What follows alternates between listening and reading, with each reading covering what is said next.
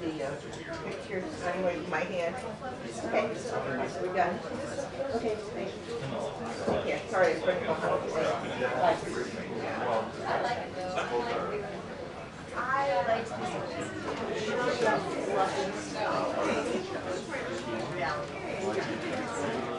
That's fine. I'm okay with that.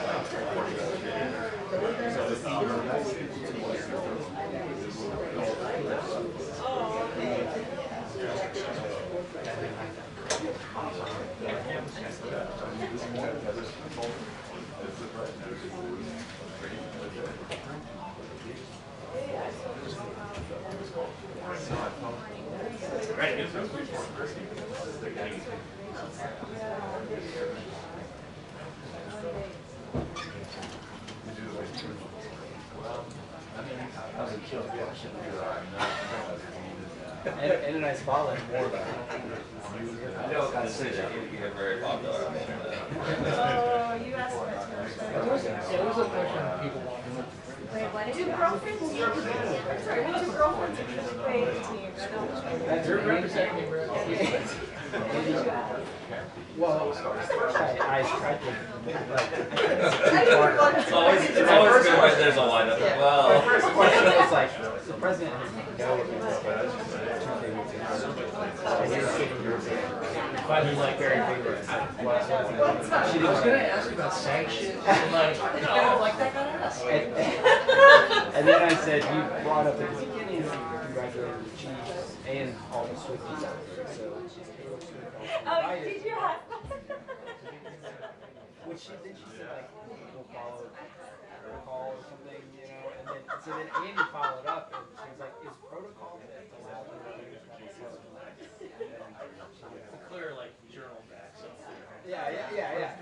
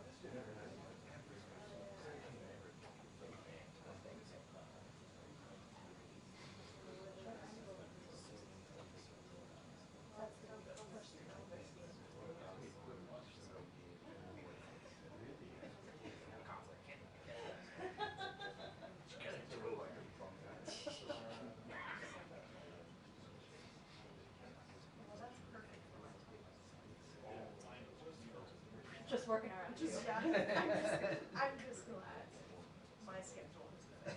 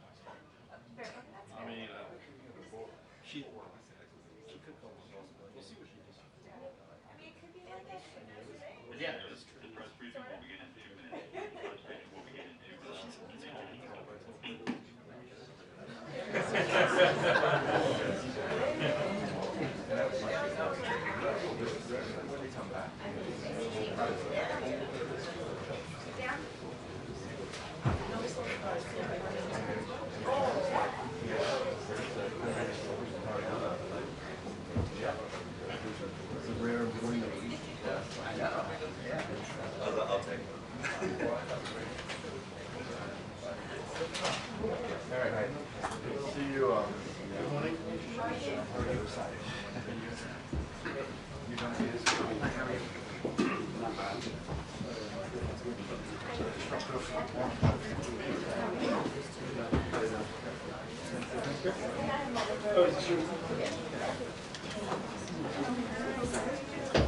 my God, I'm so sorry. You still talking? I just saw Chuck.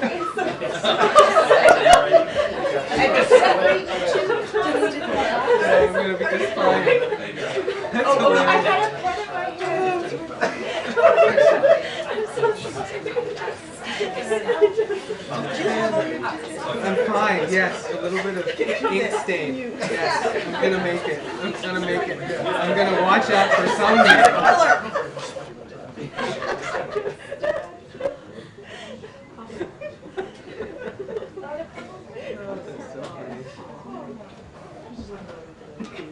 Yeah, exactly. Call the medic. You didn't get the first question. Yeah, I can have the first question. That's awesome. I didn't know. See, did her job. Yeah. She's trying to take people out. What? I accidentally stabbed him. Oh. You may have a leak. Accidentally. Accidentally.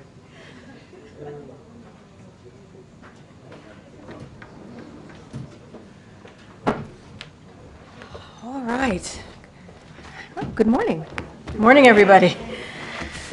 Okay, so I have a couple things at the top before we get going. We applaud the bipartisan coalition of senators who came together to pass the supplemental agreement this morning, which protects America's national security interests. This bill will enable the Ukrainian people to defend themselves against Russia's ongoing brutal and unprovoked attacks. It will provide Israel with what it needs to protect its people against Hamas terrorists, and it will deliver life-saving humanitarian assistance for vulnerable people around the world, including innocent Palestinian civilians suffering in Gaza who have nothing to do with Hamas. The president urges the House to send this legislation to his desk immediately so that he can sign it into law. The costs of inaction are rising every day. America's leadership matters, and the world is watching what the House Republicans do. I also want to highlight a win for the American people against Big Pharma. Yesterday, a district court in Texas dismissed a case it brought against President Biden's Medicare drug price negotiation program. When President Biden came into office, he vowed to lower health care costs for American families. By bypassing the Inflation Reduction Act, the president and congressional Democrats finally allowed Medicare to negotiate lower prescription drug prices for seniors, while every single Republican in Congress voted against it. Despite Big Pharma's attempts to block the program, this administration is moving forward on fully implementing it. The bottom line is, Americans shouldn't be forced to pay 2 to 3 times more for their prescription drugs than other developed nations. President Biden will continue to stand up to Big Pharma and take action to lower health care costs for millions of seniors and their families.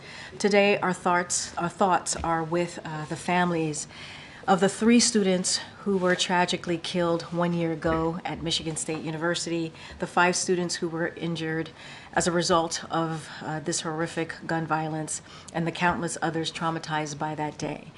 Tomorrow also marks another painful tragedy as we remember the 14 students and 3 educators who lost their lives 6 years ago at Marjorie Stoneman Douglas High School in Parkland, Florida. From Michigan to Florida, American children and educators are being gunned down in classrooms, on college campuses, and in their own homes and communities as guns remain the #1 killer of kids in America. The president has met with countless survivors of gun violence who have turned their pain into purpose by advocating for common sense gun safety measures that protect communities and save lives.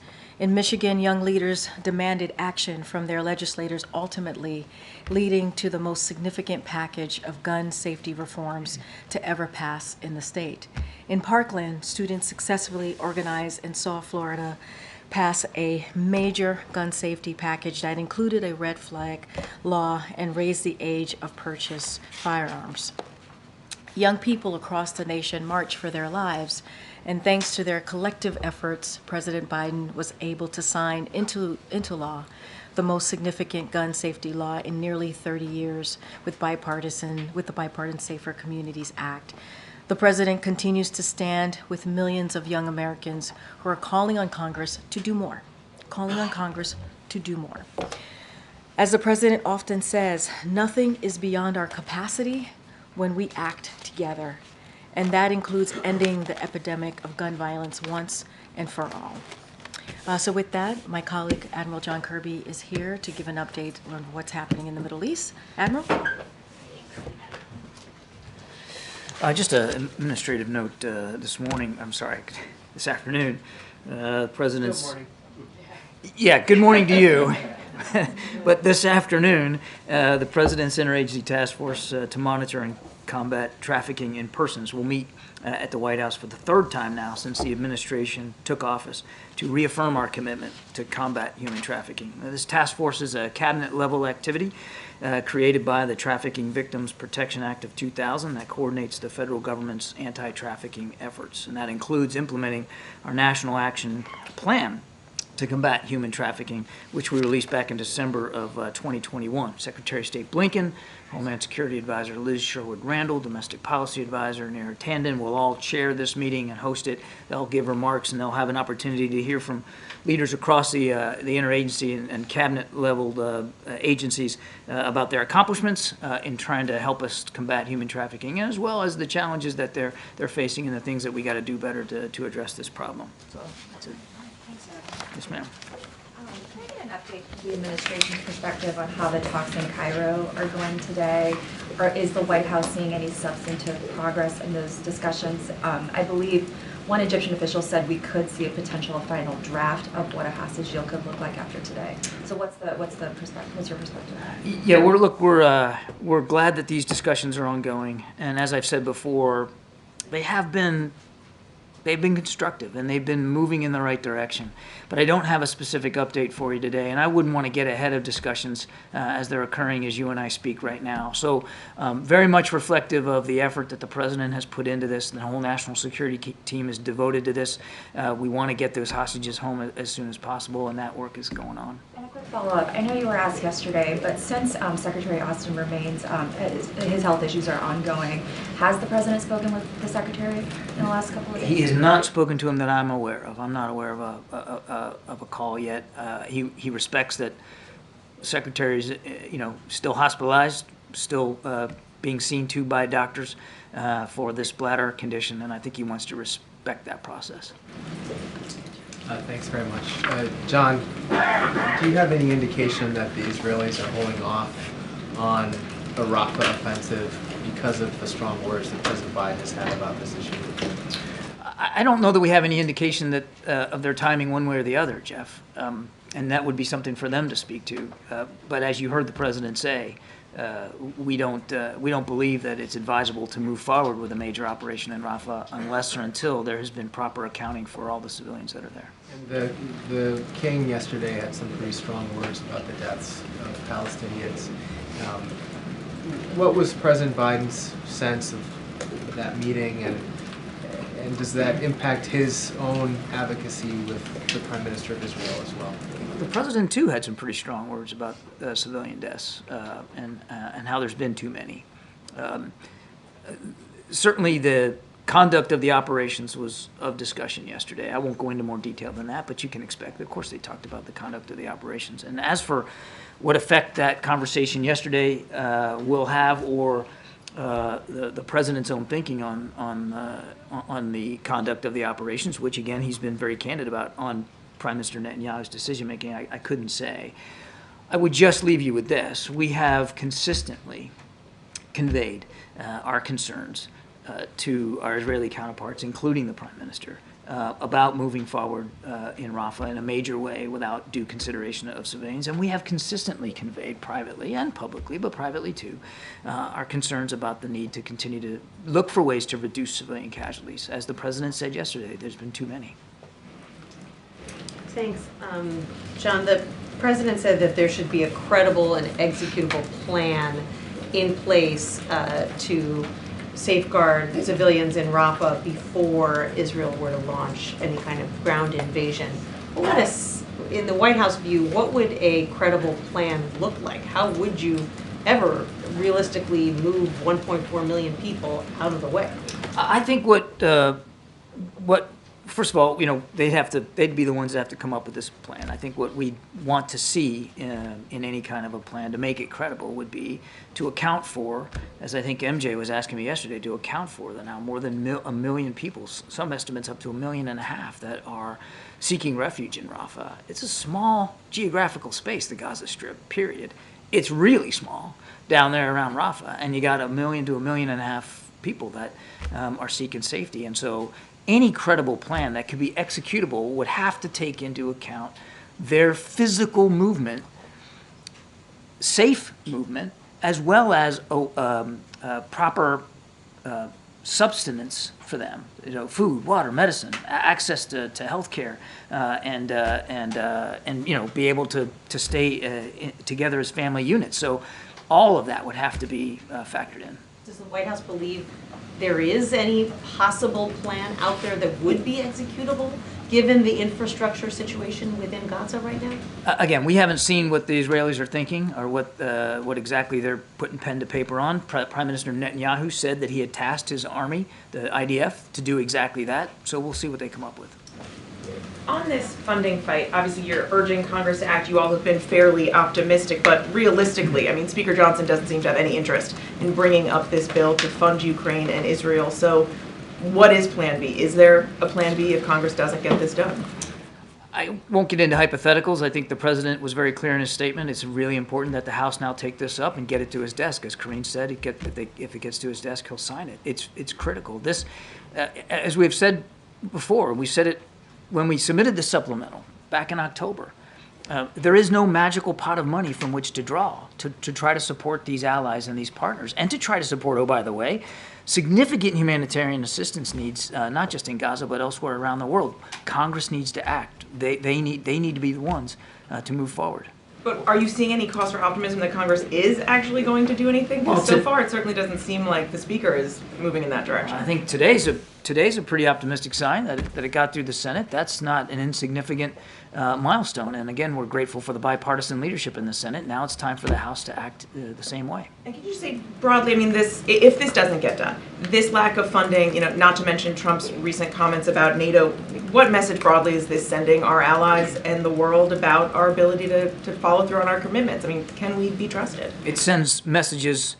If we don't get this done, it sends messages not just to allies and partners, but to potential adversaries as well, that the United States can't be counted on, that we're not interested in being a leader on the world stage, that we aren't going to be able to stand by our commitments to allies and partners who are fighting really critical fights here. Israel's in a fight literally for their lives, and the Ukrainians are too, for their democracy. So I think it sends a strong signal to the whole world that perhaps certain members of Congress aren't willing to show and demonstrate the kind of American leadership on the world stage that President Biden has.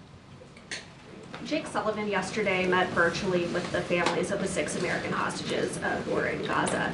And in a statement after that meeting, the hostage family said that they expressed frustration with the pace of negotiations. Does the White House share in that frustration? We would love nothing more, Arlette, than to have every single hostage back with their families yesterday and the day before that. We are working with a real sense of alacrity and urgency here to try to get an extended pause in place.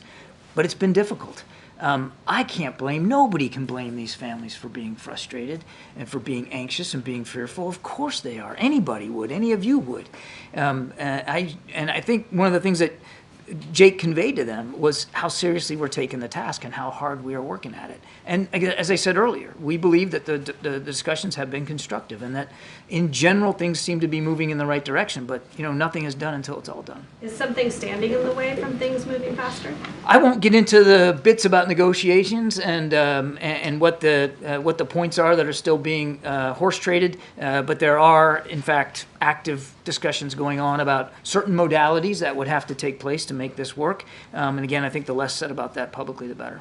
And then if I could just on Ukraine really quickly, does the president plan on making any personal appeal to the House Speaker, a phone call, or having him at the White House? I'm not aware of any personal appeal, although in terms of like today, although, as you know, the Speaker was here at the White House and had a chance to hear directly from not only President Biden, but his national security team about the importance of supporting Ukraine and Israel going forward, how important the supplemental funding was. So the Speaker certainly has heard directly from the President. A couple more. Thank you so much. I would have two questions on Gaza. The first one, yesterday during his remarks with the King of Jordan, the President said over 27,000 Palestinians have been killed in this conflict, and this is the death count that has been made public by Hamas.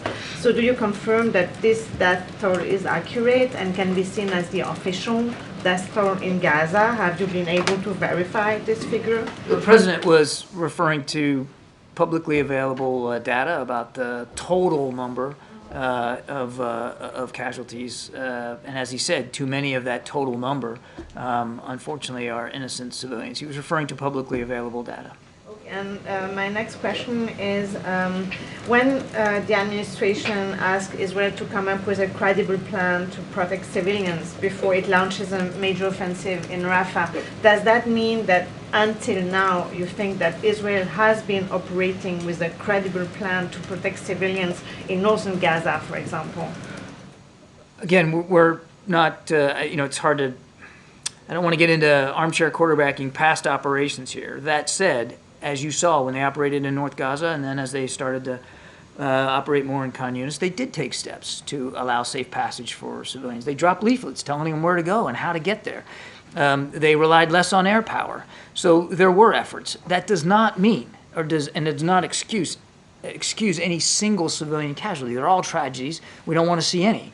But the Israelis have shown an effort in the past to try to account for the movement and the safety of civilians. And again, as they ponder and consider major operations in Rafah, now with everybody moving down there because of what happened in North Gaza, because of what happened in Khan Yunis, they have a special added burden to make sure that they can provide for their safety and security and sustenance. Thank you. I have a question about Venezuela, but first about the Vice President traveling to the Munich Security Conference this week. How important do you think the situation in the Middle East is going to be during the conference, and what kind of support the U.S. would like to get from allies for Ukraine? There's no doubt that what's going on in the Middle East, I'm sure, will be a topic of discussion at the Munich Security Conference. There's no way it wouldn't, and I know the Vice President will have an opportunity to lay out again the administration's approach to the region writ large, as well as our work, continued work with our counterparts in the Middle East specifically. And about Venezuela, sorry, do you have a reaction to the detention by the Venezuelan government of the human rights activist Rocío San Miguel? We are aware of reports that Rocío San Miguel, and I think a couple of members of her family now, have been taken into custody. We're deeply concerned about that. This is a time when, as I have said before, Mr. Maduro needs to meet the commitments that he made back in the fall about how they're going to treat civil society, political activists, as well as opposition parties, and even those members of Venezuelan society that may want to run for office. They've got to meet those commitments. I won't go into speculating about what exactly happened here or what we might do as a result, but I can tell you we're watching this very, very closely, and we're deeply concerned by her arrest. Thank you, Karine. Thank you, John. I have two questions on Indo-Pacific, one question on Ukraine. So first, the Senate bill that just passed, does the White House wish to have more fund for Indo-Pacific in this bill or the next bill, specifically for countering China and helping Taiwan? The President, as I think he made clear in his statement, is satisfied with the bipartisan work that went into the Senate bill and the dollar amounts that are in each of the buckets there. Ukraine, Israel, Indo-Pacific, humanitarian assistance. Another Indo-Pacific, Indonesia is going to have election tomorrow, electing a new president. What are at stake for the U.S. in relations to its Indo-Pacific strategy on this election? Well, what really matters is what's at stake for the Indonesian people. And we want them to have a free and fair election. And we want the aspirations and the votes of the Indonesian people to matter.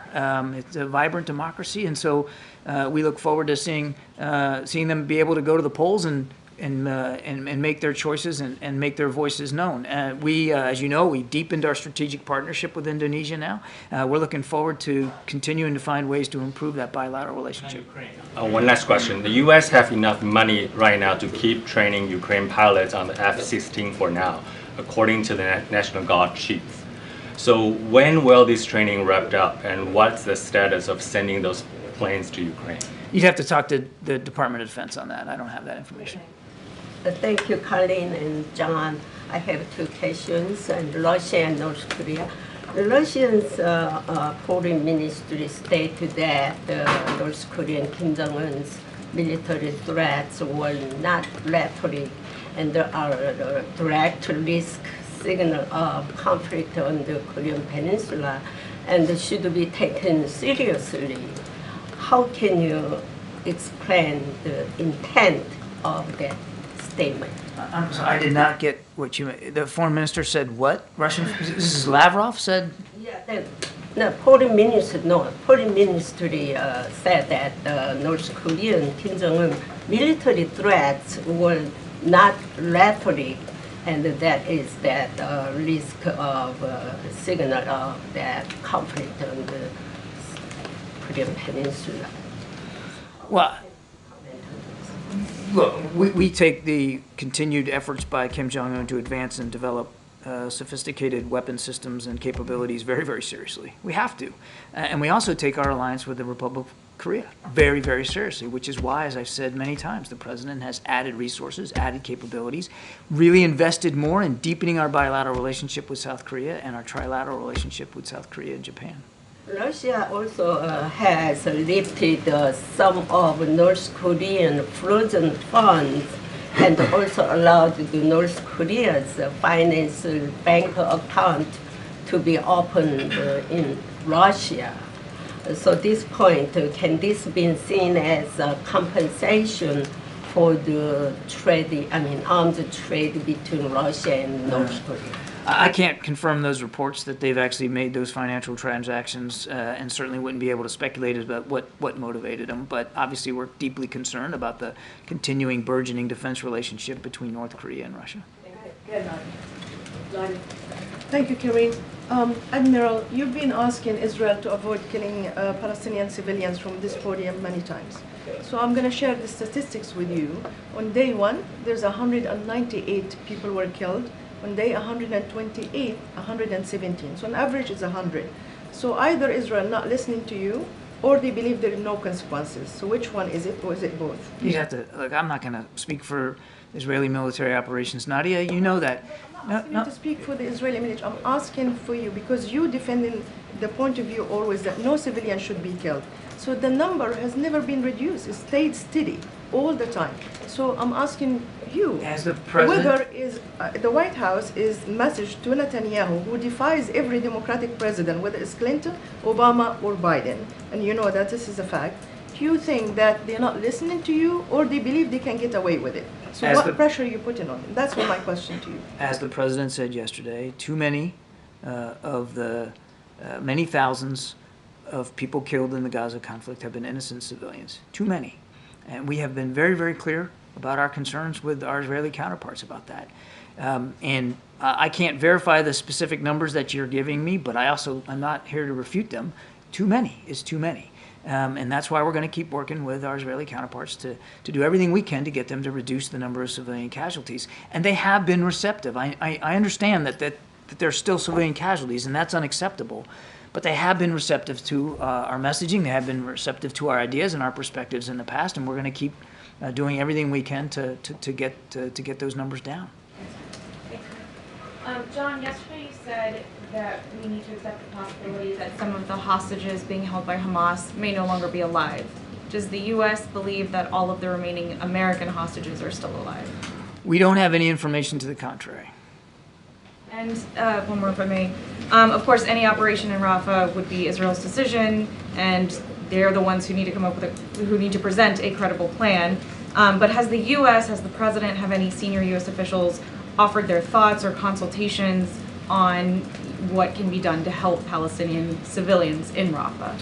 We have consistently shared our concerns, our opinions, our perspectives, our lessons learned about urban warfare since the beginning of this conflict. But specifically about, what to do in this case with where Palestinian civilians might be able to go in Rafah. We're not involved in drafting their plan for them, but we have absolutely committed to them our concerns about what that plan ought to be able to account for. Yes.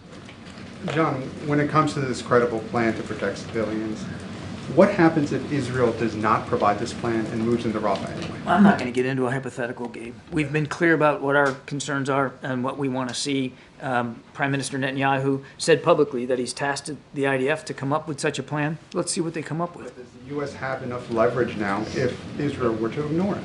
I'm not going to, again, speculate about a situation that hasn't occurred yet.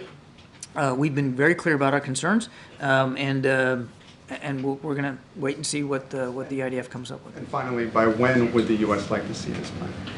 It's really going to be determined by whatever timetable the IDF is on. I want to make it clear here. This is a sovereign nation. They plan their military operations, and they conduct their military operations, and they make the choices. It's not like we give them a homework assignment, and they have to then turn in their plan to us for grading. We have said that from our perspective, as a friend of Israel and as a supporter of their efforts to defend themselves, we would expect that any plan for going into Rafah would properly account for the now more than 1 million civilians that are seeking refuge down there. Hey, John, thanks. I just want to circle back to my colleague, I think it was Nadia, asked a few minutes ago about the civilian casualties, and you said Israel has been receptive to our concerns. And for months, we have heard people at that podium talk about the civilian death toll is too high. It was too high at 5,000, 10,000, 15,000. Around 28,000 people have been killed. What does the White House base the assessment that Israel is receptive to its concerns? As I said, we have seen them take actions, sometimes actions that even I'm not sure our own military would take, in terms of informing civilian populations ahead of operations, where to go, where not to go. They have taken steps. Now, obviously, those steps, while noteworthy, haven't been enough to reduce the civilian casualties, which is why the president spoke so forthrightly about it yesterday, and why we're going to continue to do everything we can to press the Israelis to be more careful. But respectfully, he's been talking forcefully about it for a long time, and the Israelis are now have hammered people into this tiny corner in southwest Gaza, tight up against the Egyptian border, where people think there's a looming catastrophe happening. Shouldn't there be more forceful action than just words?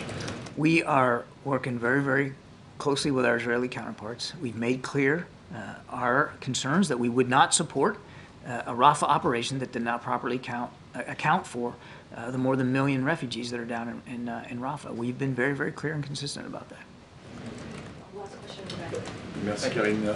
John, two questions quickly on the DRC, but first on Haiti, the meeting at Fort McNair. You insisted yesterday again on the necessity of a significant force, international force on the ground. Is the U.S.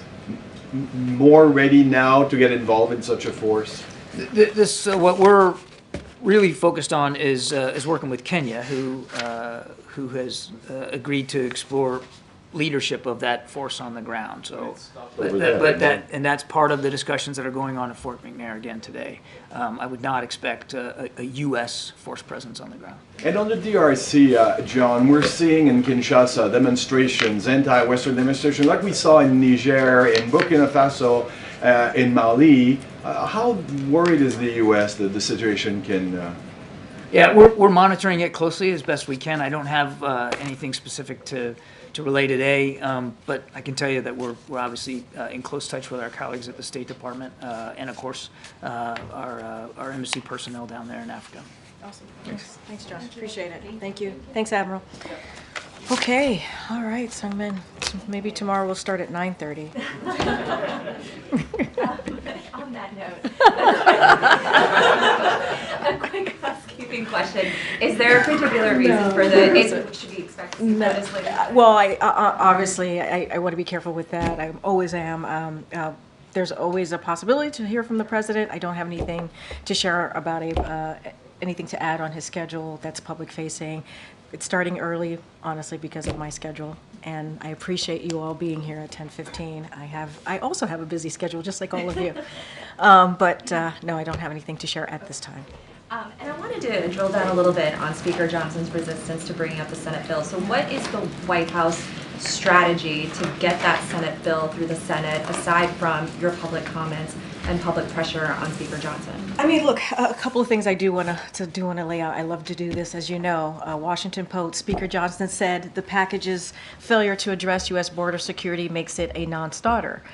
Johnson helped torpedo an earlier version of the legislation that includes sweeping border security measures and other reforms. Axios, Johnson criticized the lack of border security provisions in the bill. And then Senate Republicans largely rejected a package that included border security provisions due in no small part to Johnson. The Hill, Johnson slammed the package for excluding border security provisions. But earlier this month, Johnson declared the foreign aid plus border security package dead on arrival. I mean, it is very confusing from what's coming from the Speaker. Very confusing. He's been very clear for years, even as recently as November, December of last year, saying how important it is to deal with the border. We can come up with a bipartisan solution, and all of a sudden he wants to not move forward with the border, as we know. And now we have a bipartisan support coming out of the Senate to move forward with an important package, a national security package, obviously, that does include the border, and he doesn't want to move forward. And, you know, we should not be playing politics with our national security. That's where we are. We should just not be playing politics with our national security. Look, we have been very clear. We're going to continue to be clear. Congress has to act. They need to act. These components that are included in the national security supplemental, or what came out, obviously, out of the Senate, is critical. It's critical to our national security, not just abroad, but here at home. And so we're going to continue to call on Congress to act.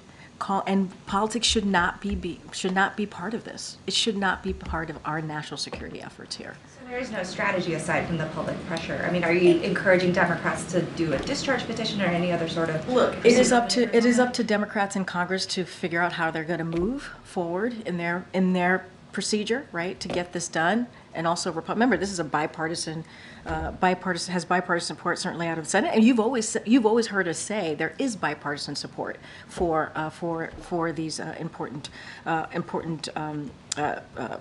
components to the national security supplemental. So we've always said that. And so, look, we are going to put the pressure on. You saw that in the president's statement. You saw that when I came and spoke here at the top. We have to put public pressure here because it is something that is critical to Americans, critical to our national security, not just here, obviously, but abroad. And you know, I said at the end of my topper when I was talking about this particular piece is like the world is watching. The world is watching, and they're not just watching what's happening here at the White House. They're watching what's happening in the House, right? They're watching what House Republicans are going to be doing because the Senate did their job. So what is the House going to do? One on CPI, if I may. Sure. We're seeing some price pressures that can't necessarily be explained away by shrinkflation or continued issues with supply chains. If you look at the cost of services such as auto repairs or healthcare, those costs are still rising. So what is the White House's message, or what is to Americans who, for example, may have to take out a loan to fix their car? What specifically is the administration doing to lower the cost of services? And that's a good question. And look, we've been very clear here that prices are still too high. We're going to do everything that we can to lower cost. That is something that we've done, whether it's junk fees, right? Whether it's health care, whether it's the Inflation Reduction Act that also includes health care provisions in there so that Medicare can certainly negotiate with Big Pharma, hence lowering some prescription drug costs, which is incredibly important, energy costs.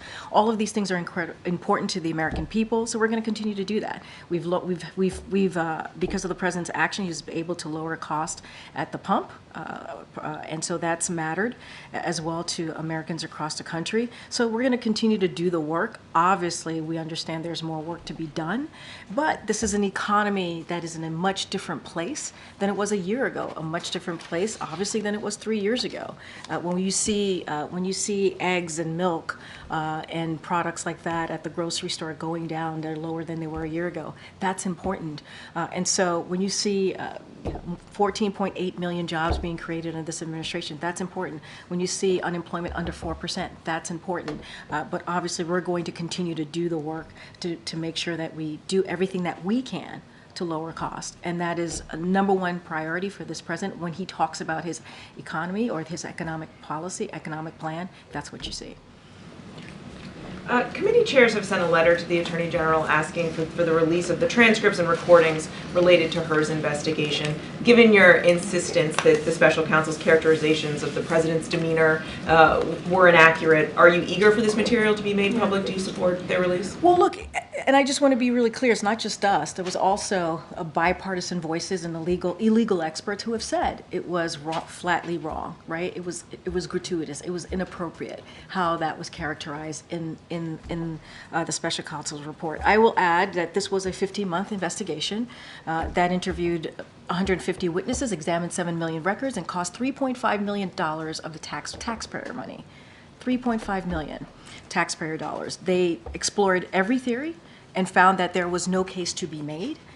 So House Republicans wasted their time, are wasting the transcript or anything related to that, the letter. I would certainly refer you to my colleagues.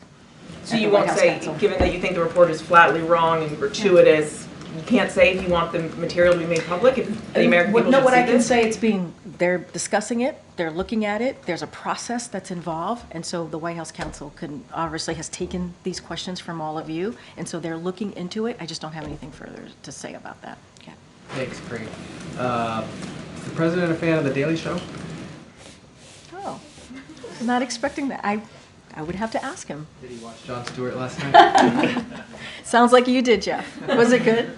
He was pretty critical of the president Oh, as well as really? the former president. And I guess my question is, He said this about President Biden.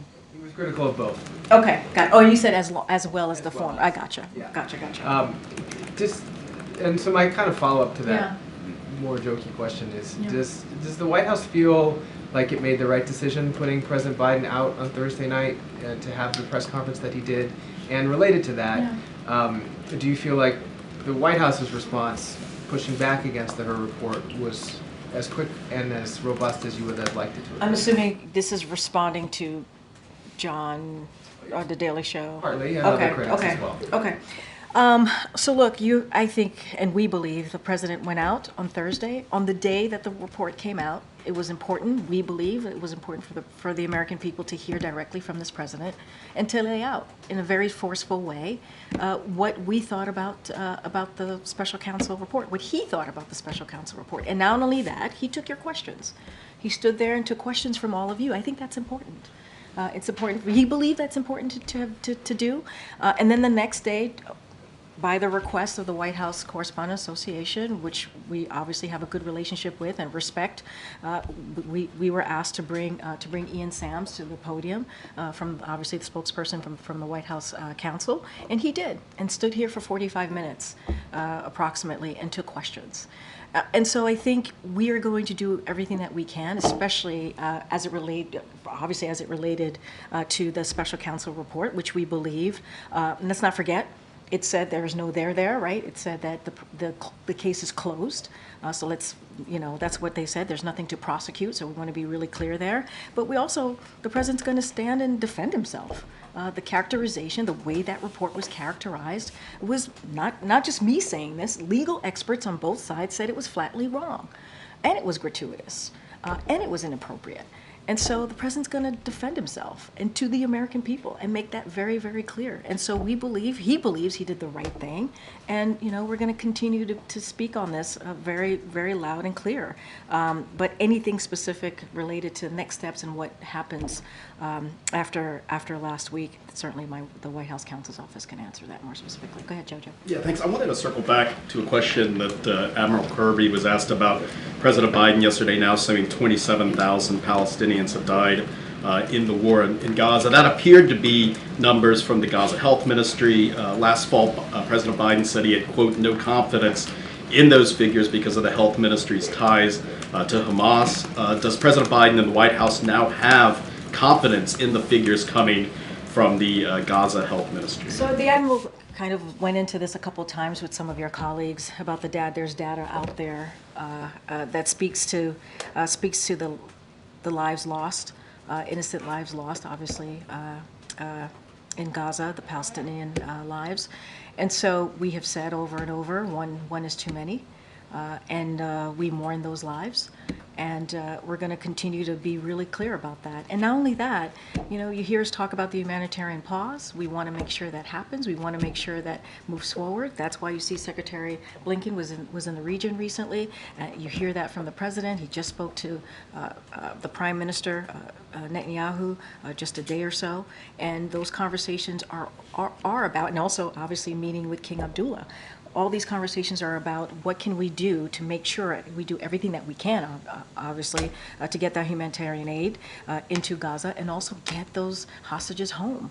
That's what we want to see. And that's why it's so important that also that national security supplemental got out of the Senate in a bipartisan way. And we need to get that moving as well, because that has important humanitarian assistance as well that the people in Gaza are going to need.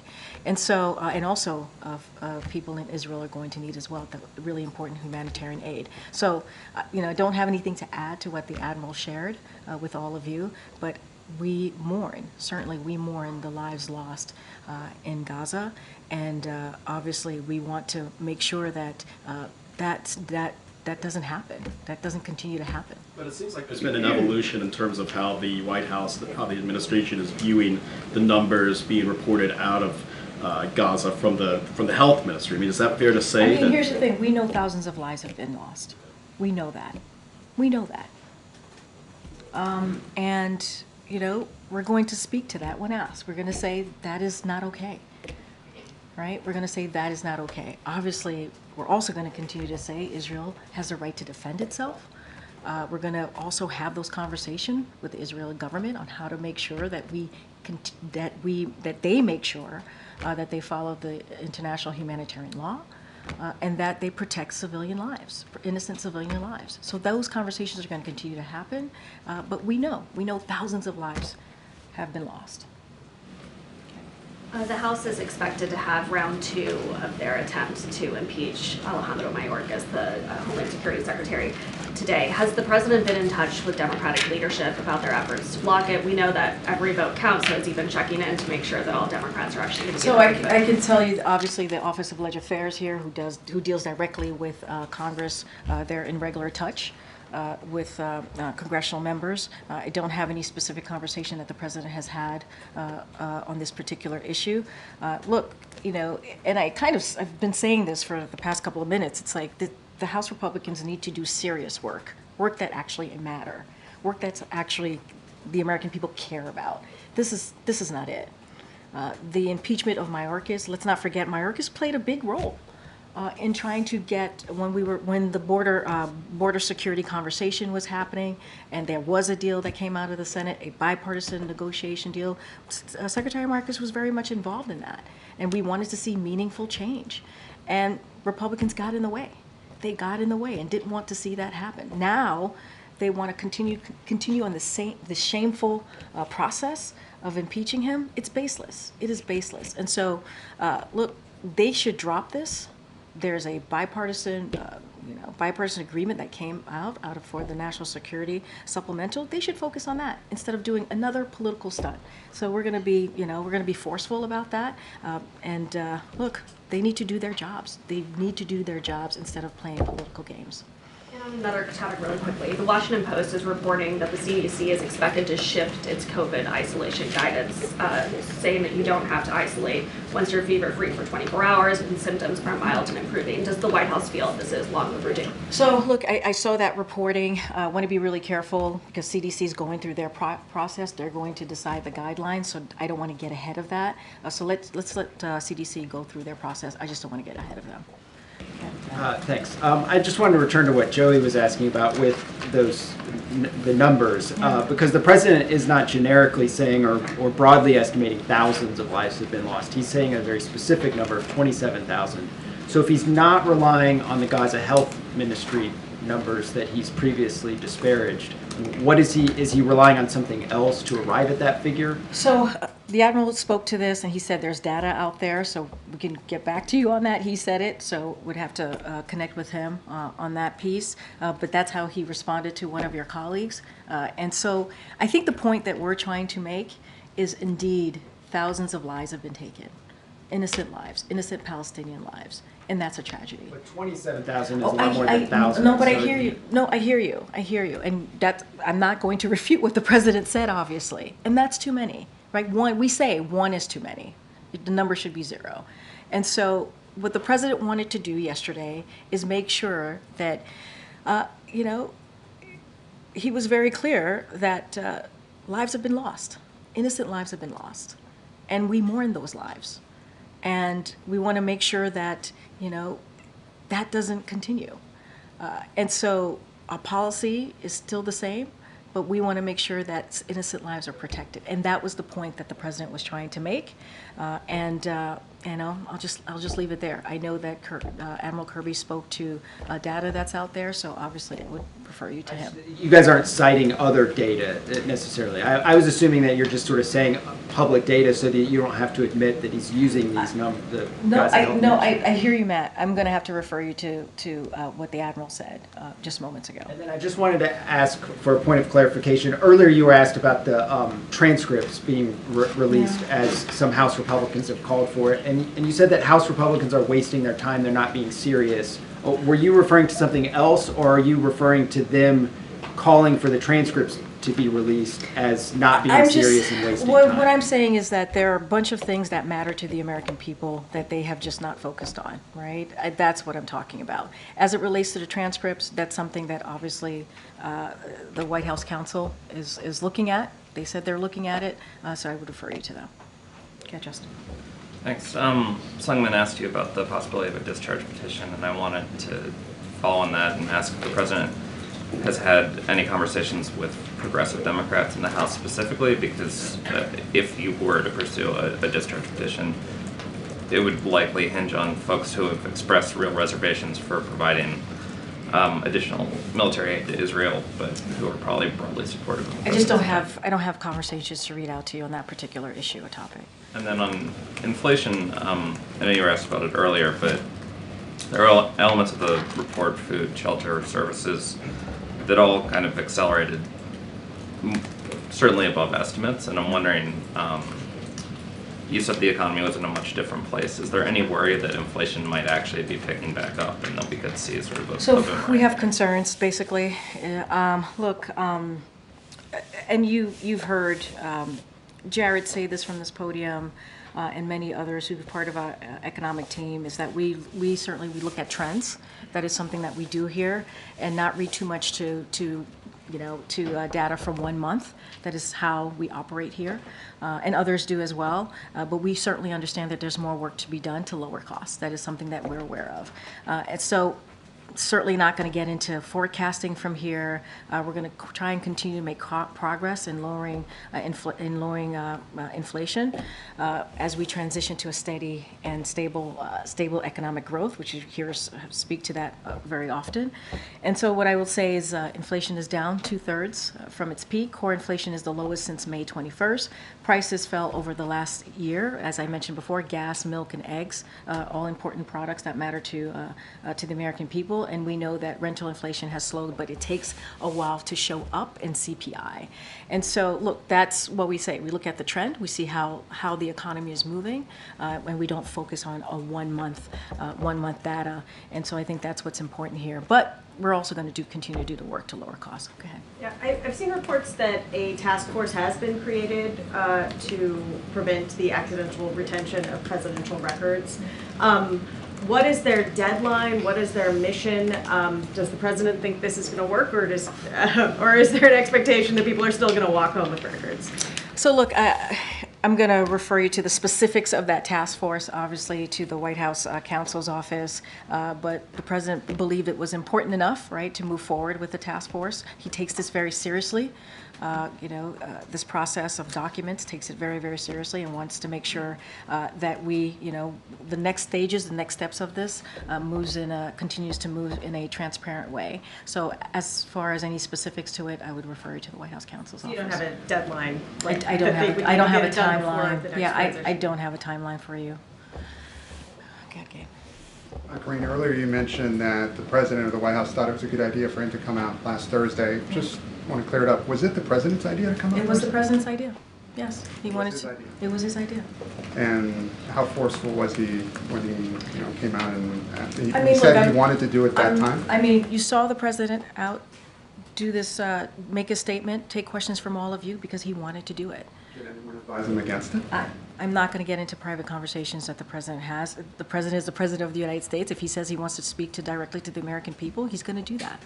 And following up on something that Mary asked and some others have asked as well, independent of whether House Republicans are asking for those transcripts, why won't the White House commit to releasing even a redacted version of the transcripts if it has classified information? And I'm not saying that we're not committing. I'm saying that they're looking at it. I'm saying that they, meaning the White House counsel's office, is looking at it.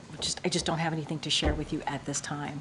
It is not a no and it is not a yes. It is, we are looking at this. There's processes, there's protocols, and they're looking through that. And finally, it's our reporting that the notebooks that were part of this investigation are currently in the custody of the FBI.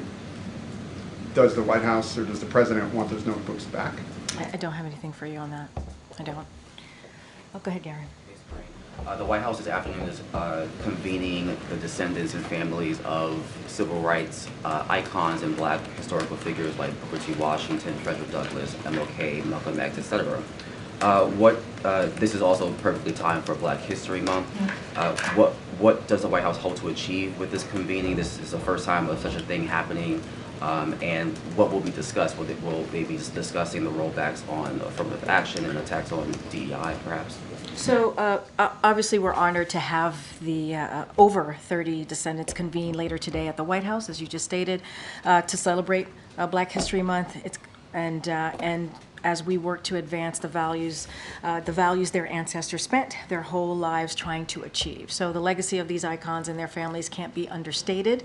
The Biden-Harris administration looks forward to continuing to work with these generation of leaders to improve outcomes for Black Americans, and we're proud of what we've been able to achieve. If you think about the record low Black unemployment, which is really important. If you think about Black-owned small businesses, that has really boomed under this administration, making sure that we increase home ownership and also lower health care costs. And so those are the things that obviously we're going to continue to work on. We're proud that we've been able to do. We are honored to have over 30 descendants here at the White House, especially in this important month of Black History Month, where we acknowledge the sacrifices that they've all made. Don't have anything specific or any details to share, but this is an important moment, and we are looking forward to having them here. One more question. Yeah. The D.C. City Council had a preliminary vote the other week on a Secure D.C. bill that expands the detention for youth and adults who commit violent crimes, establishes drug-free zones, etc. Given the president's signing of an overturning of a D.C. criminal code last year, does the White House have a position on this new D.C. bill that seeks to address public safety here in the nation's capital? So as police chiefs will tell you across the country, we've seen actually a significant drop in crime last year in 2023. And so obviously the president's efforts to fund the police and measures to prevent crime are working. According to this 2023 FBI data, there has been significant, obviously, drop in crime, including one of the largest yearly declines in homicides ever. And so, look, if you even compare it to what we saw in the Trump's administration in their final year, we saw that in the U.S. and this country, that the largest increase in murders ever recorded. So the president took action. We're seeing a decrease in last year, and so look, we want to do more. Obviously, President respects the D.C.'s right to pass measures that strengthen both public safety and public trust, but not certainly going to comment directly on the proposal that's still being debated. So we're going to let D.C. go through their process, and we're going to do everything that we can to continue to lower crime here in the U.S. Okay, all right, I have one more. Go ahead, Tia, I haven't called on you. Thank you. Hi. Is President Biden aware of the outcome of Pakistan's election recently, and is there any stance from the White House on that upset outcome where a majority of the seats in that parliament are independents? So obviously, yes, the president is very much aware. Millions of Pakistanis turned out to vote last week, including record numbers of Pakistani women, members of religious and ethnic minority groups, and young voters. So certainly we congratulate the Pakistani people for participating in last week's elections, including poll workers, civil society members, and journalists and election observers who have protected Pakistan's democratic and electoral institutions. And so we are proud to stand with like-minded democracies as we consistently convey clearly, both publicly and privately, to the Pakistani government and across the Pakistani political spectrum the need to respect the will of the Pakistani people and ensure a transparent election process is critical, and it is obviously important. All right, everybody else, see you tomorrow. Thanks, everybody. Concerns about how the election is conducted.